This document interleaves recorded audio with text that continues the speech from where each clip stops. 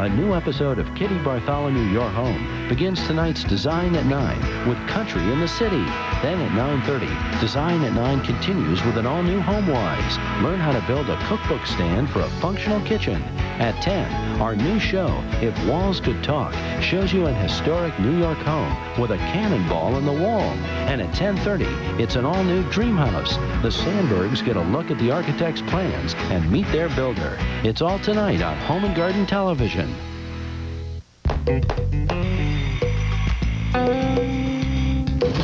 You're watching HGTV Daytime, right here on Home and Garden Television. Hi, I'm Ron Hazelton, the house doctor.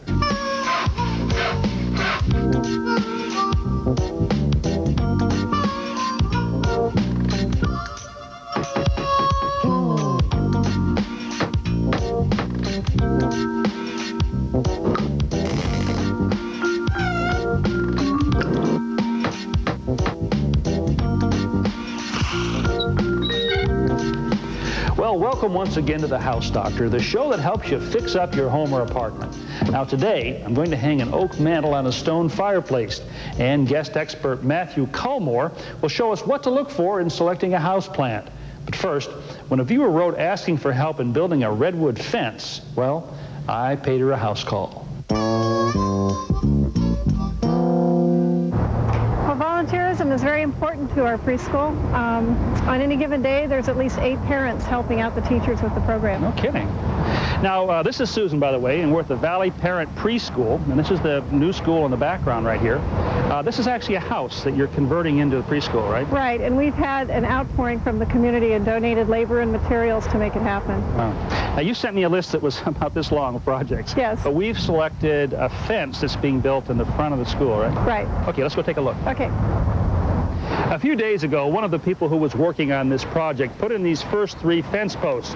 What we're going to do right now is extend this all the way out to the street.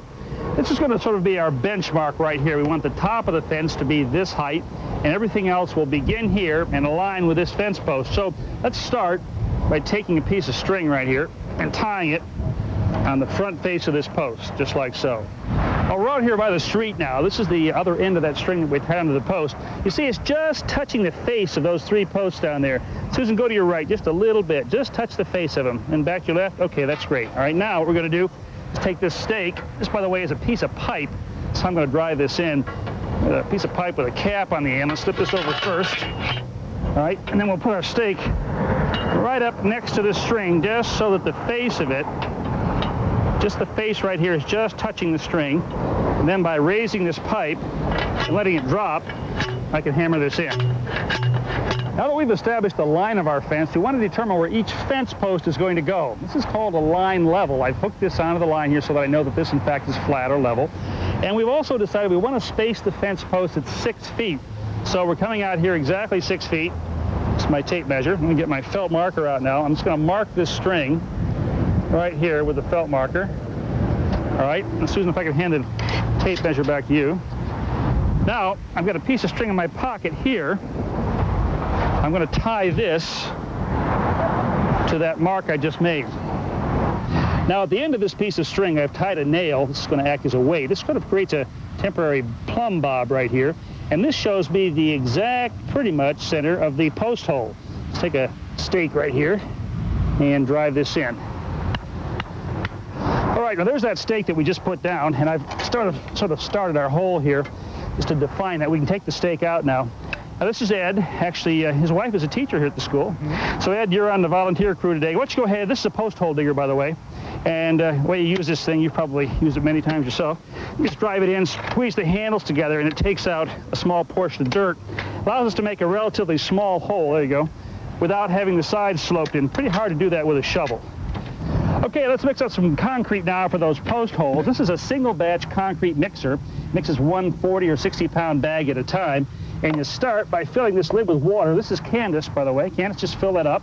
This is actually a measuring lid. Each time you fill it up, it's 1.5 quarts of water. You need 2 of those for a 60-pound bag, which is what we have here. This is our second one. I've already put 1 in here.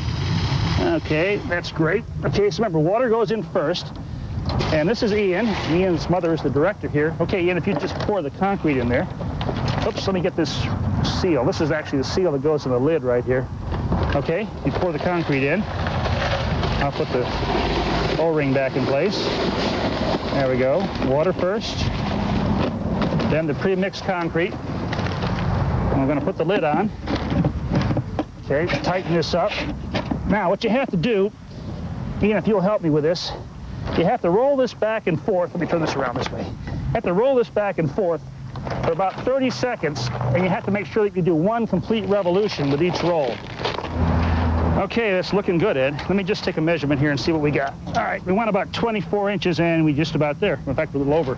Okay, 2 foot deep, about 10, 12 inches in diameter, just about right for a post. Now, this is crushed rock. I'm going to put about 6 inches of this in the bottom of the hole for drainage. All right, we're going to go ahead and set our first post now. This is an 8-foot post, got a 2-foot hole. Remember, we went a 6-foot high fence. That gives us 6 feet outside. Kind of position it so it's just about level with that string. Okay, Ian, go ahead and dump that in. Probably going to take about 2 of these, I would think, to fill up this hole.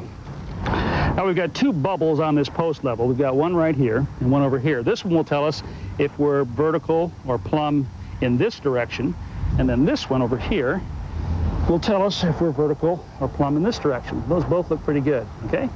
And you notice we're also lined up so the face of this is right, just touching the string right here. So we're in good position. Now, we want to finish off the top of this concrete so that it slopes away from the pole. That's so that any water that runs down the pole will hit the concrete and flow away from it and not puddle here at the base, causing possible rot.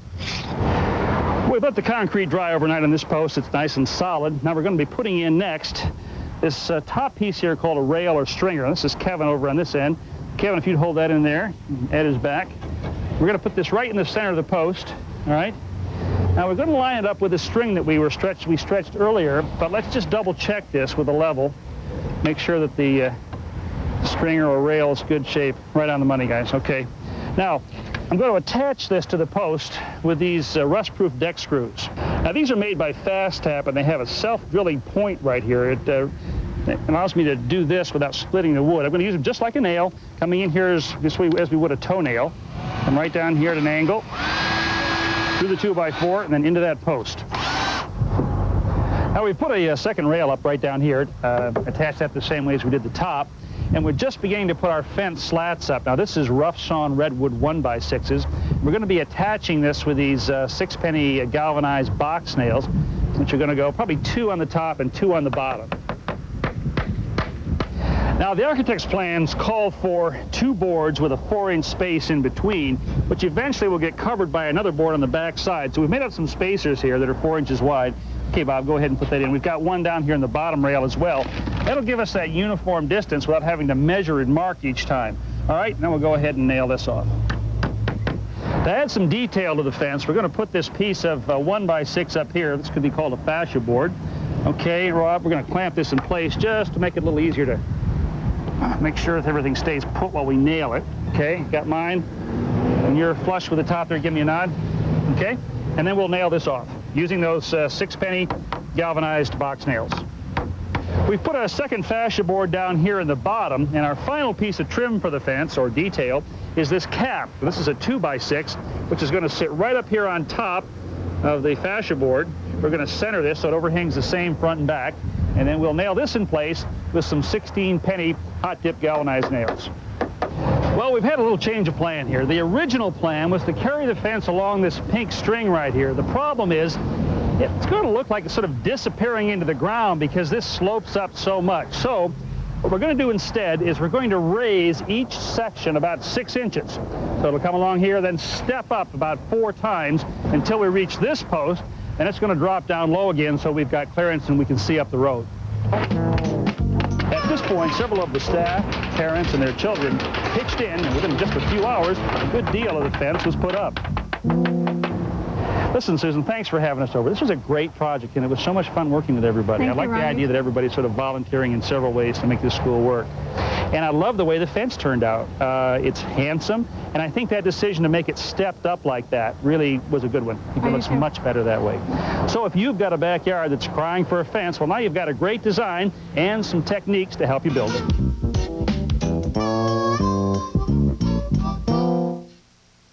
Brought to you by Owens Corning, system thinking for the home.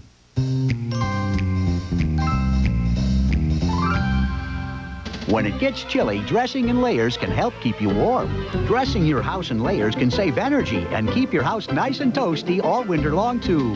Adding a layer of insulation to a heated crawl space helps keep the floors above warm and protects pipes from damaging cold. Call 1-800-GET-PINK and we'll tell you how. After all, it's what's underneath that counts. Making your home energy efficient was brought to you by Owens Corning. I served as the American headquarters during the Battle of Plattsburgh in the War of 1812. Generations of Vermonters thought I was haunted. It's spooky. I helped educate a boy who became the first man in space.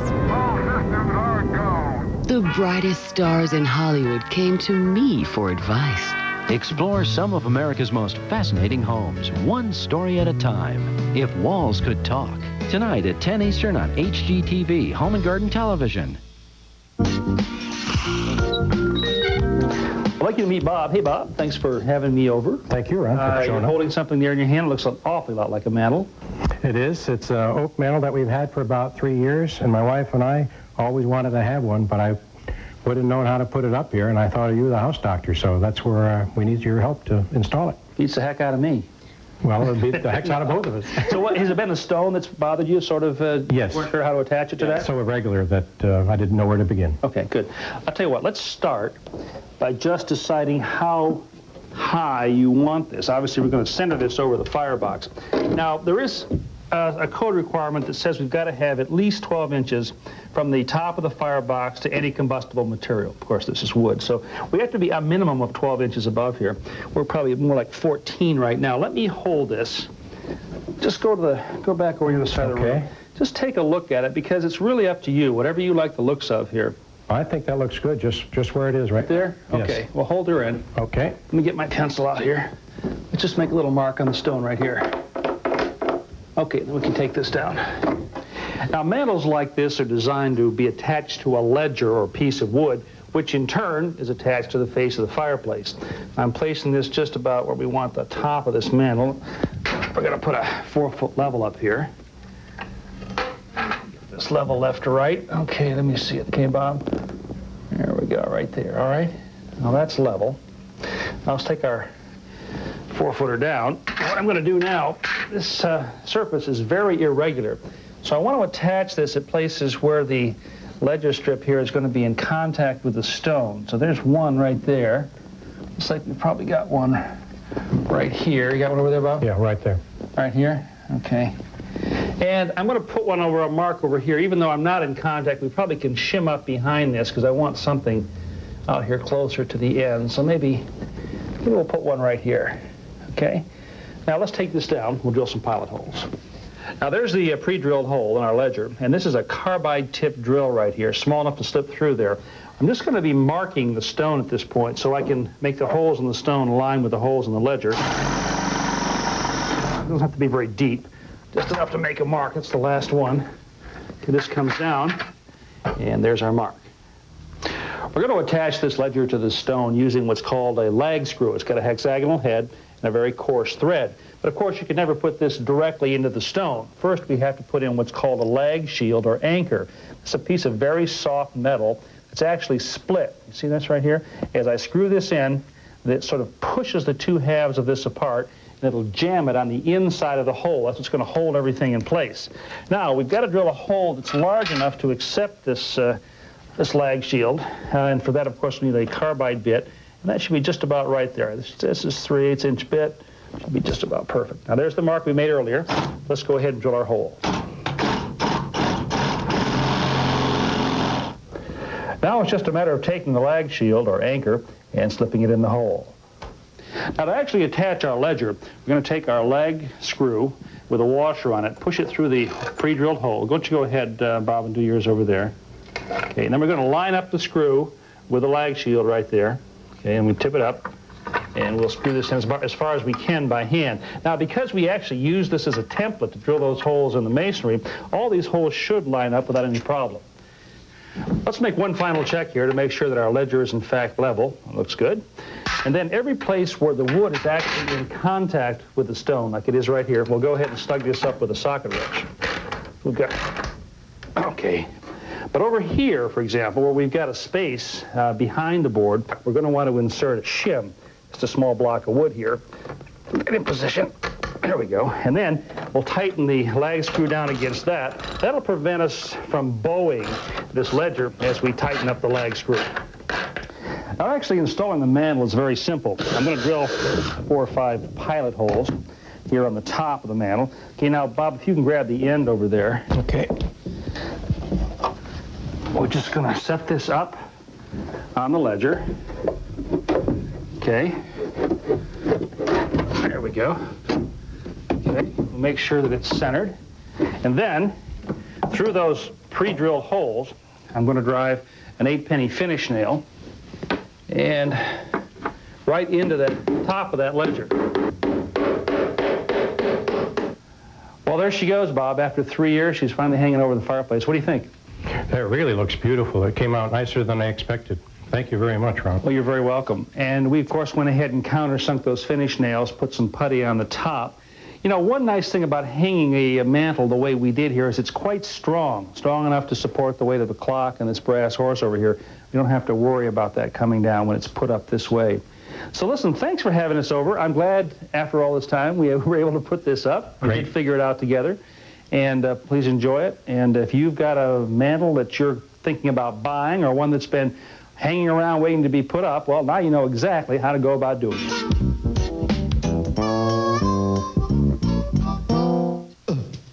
Cooper Tools.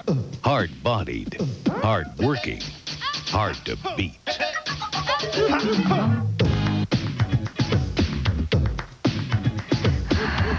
The Crescent Tools All-Pro from Cooper Tools.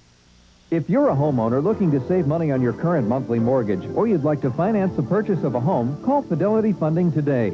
Or if you're a homeowner paying $1,000 a month or more in credit card and other bills, Fidelity Funding can help reduce your monthly payments by up to 1/2 and maybe even get you some extra cash.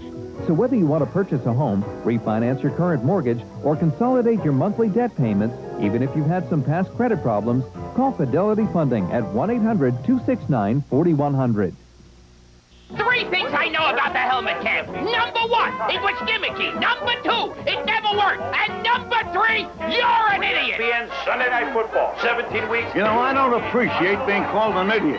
Just because you fear technology, that's not my fault. I've been called a lot of things at this table, but an idiot will not be one of them.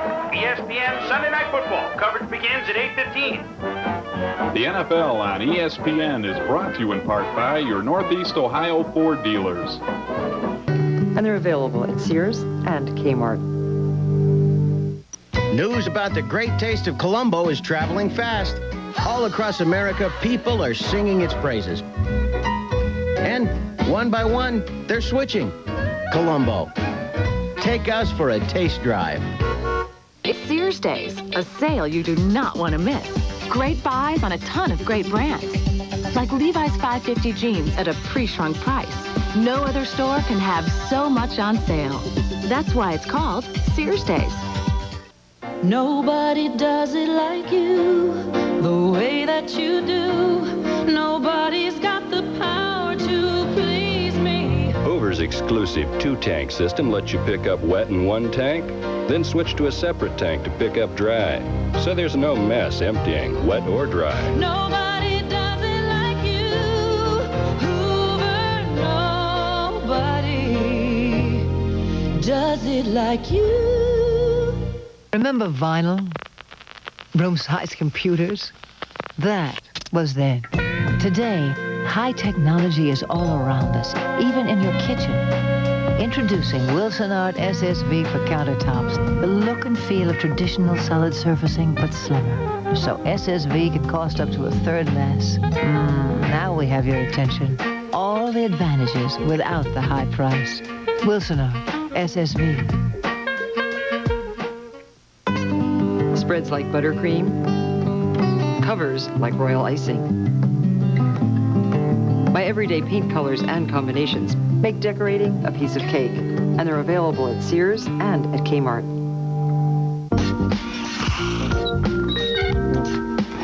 Nothing makes your house come more alive than bringing a little nature inside. Before you invest in a house plant, you'll want to learn what an expert has to say. Here's plant authority Matthew Culmore.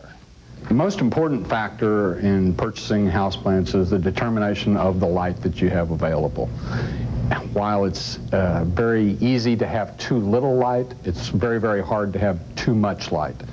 A simple test for determining the light would be what we call the shadow test. What you're basically doing is utilizing your hand in between the source of light and the location where you actually want to put the plant. If it's a very hazy shadow, then most likely that's very low light. Or if you can get a shadow that would somewhat resemble being able to see whether it's a hand, whether it's all 5 fingers, then that would be what's considered as a medium light. Whereas if that shadow is very, very crisp, and it's a very defined, well-outlined shadow, then you're really talking about what's considered as a high-light area. The best plants that you can really select for low-light areas would be your Chinese evergreens, your spathiphyllums, and sansevieras, while the medium light plants, you'd be looking at dracaenas, some of the palm varieties, pleomales. Some of the better highlight plants are your ficuses, your true tree type of plants like scheffeleras, and some of the other palms such as rhapis and fishtails. Probably the second most important factor after light to the individual with houseplants is going to fall in the watering area. By far more plants are overwatered than underwatered. The pencil test will quickly tell you whether the plant needs to be watered or not. If upon sticking the pencil tip into the soil it comes up moist, then you do not need to water. If you find that the pencil comes up dry, then it is time to water. You need to go to and have personal contact with the plant on about a once-a-week basis. Feel the soil. That doesn't necessarily mean that you may have to water that day, but definitely check the soil for its moisture. Rotate the plant. Feather dust it or clean the foliage or remove any ratty foliage as it may appear. Aesthetically, a good rule of thumb when trying to select a plant proportionally for a site, you'd want to use the 2/3 rule, which simplified would be a 9-foot ceiling. You would want to use approximately an overall height of an approximately 6-foot tall houseplant to keep aesthetic scale. If it's a dark colored area, one would probably be better in most cases to use a lighter colored foliage, say a yellow greenish foliage or something with variegation or other colors in it, so the plant stands out a little bit more, where in a very light or highly colored area, one would probably prefer a darker, richer green foliage as opposed to using perhaps a lot of color. When considering also in sites that you're looking at for particular house plants, is the plant going to be, as we were talking about, freestanding? If it were to be a freestanding plant, you'd obviously want foliage from the ground up. Where if it's going to be a plant that's behind a piece of furniture, at that particular point you could use something more of a tree or a cane type of plant, because you don't really need to pay for foliage that you're not going to see down at the bottom that's obscured by either a piece of furniture or some other accessory of some sort. Buying a houseplant should be just like buying a pet. You have to take in consideration the light, the water, the food, the environment that the plant is going to be in. Taking all of these factors into consideration, the final thing that you should have to think about is, what am I going to do with this plant when it outgrows the space that it's in?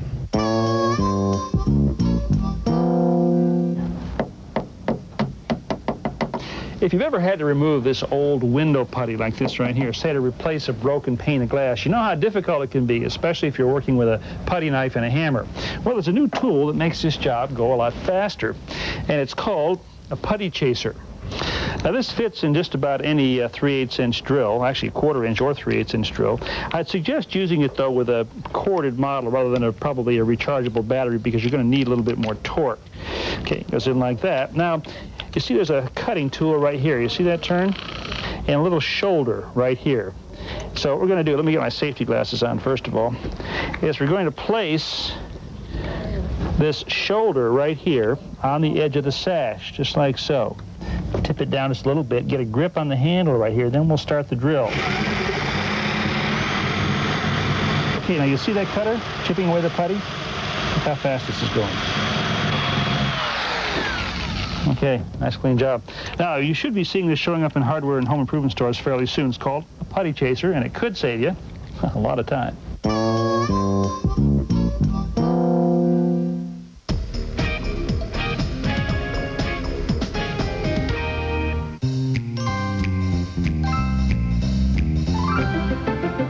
Did you know that 45% of a home's energy can be lost through the attic?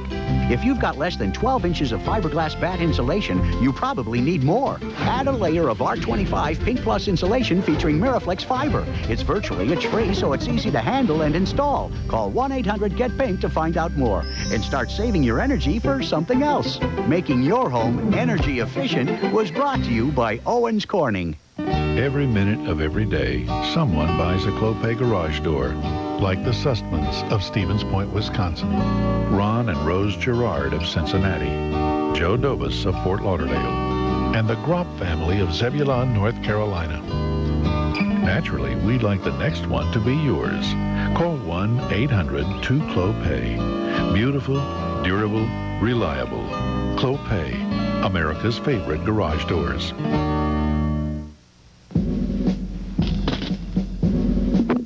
Nothing cools off a hot roof on a hot sunny day like Cool Seal, elastomeric roof coating. It forms a thick rubber-like blanket of protection against roof corrosion and beats the heat.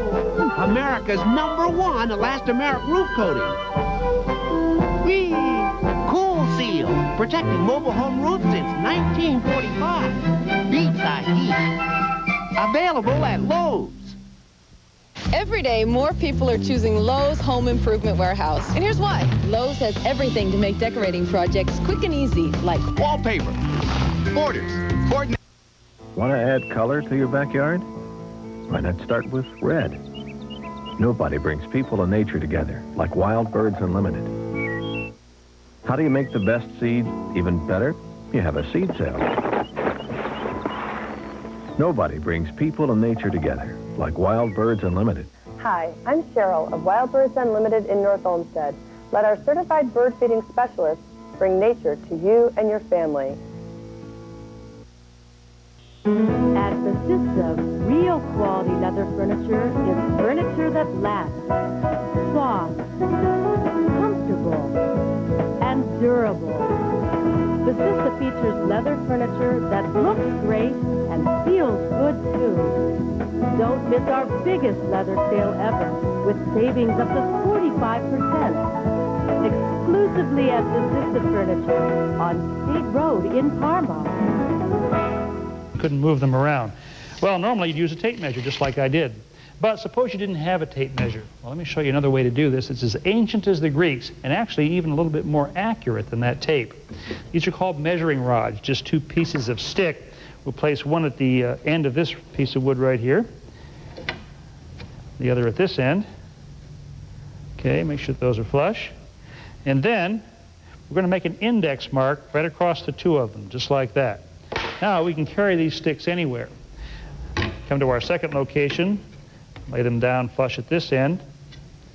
Align that index mark that we made earlier, right there, and then mark off the length right over here. Now please join me next time for more tips and suggestions to make your next home improvement job just a little bit easier. But right now, it's time for you to roll up your sleeves, get out there and tackle some of those jobs that you may have been putting off. See you next time.